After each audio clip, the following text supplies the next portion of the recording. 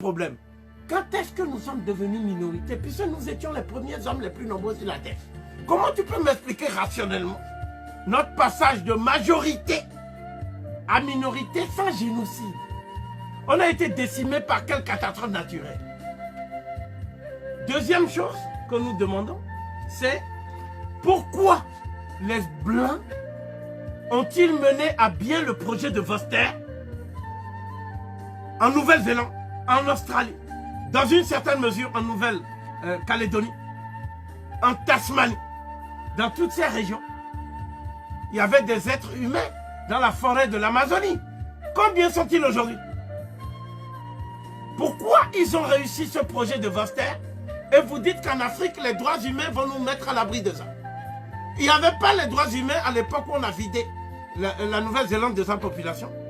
Alors voici ce qu'il a dit Vorster.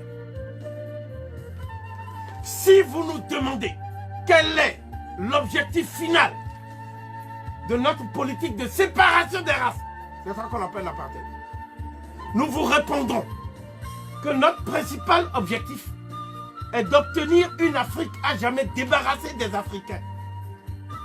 Et une Afrique débarrassée des Africains serait en tout point semblable à un paradis terrestre pour l'homme blanc.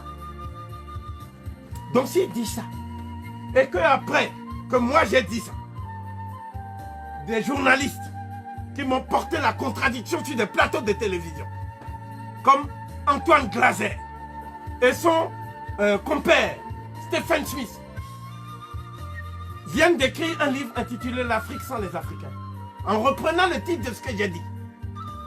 Donc c'est là où les Noirs disent maintenant, merci de nous avoir mis en garde contre le danger. Quand ce sont des Blancs, eux, ils ne font pas de paranoïa. Eux, ils font tout simplement lanceurs d'alerte humanitaire. Quand c'est Covid, la paranoïa est à son compte.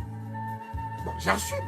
Mais ce que je dis, c'est que Vorster n'a pas dit le paradis céleste. Il a dit le paradis terrestre. Donc pour lui, à tort ou à raison, l'Afrique c'est le paradis terrestre. Eh bien moi je dis, moi Kovi, que le paradis terrestre qu'est l'Afrique a un jardin de l'Éden qui s'appelle le Congo.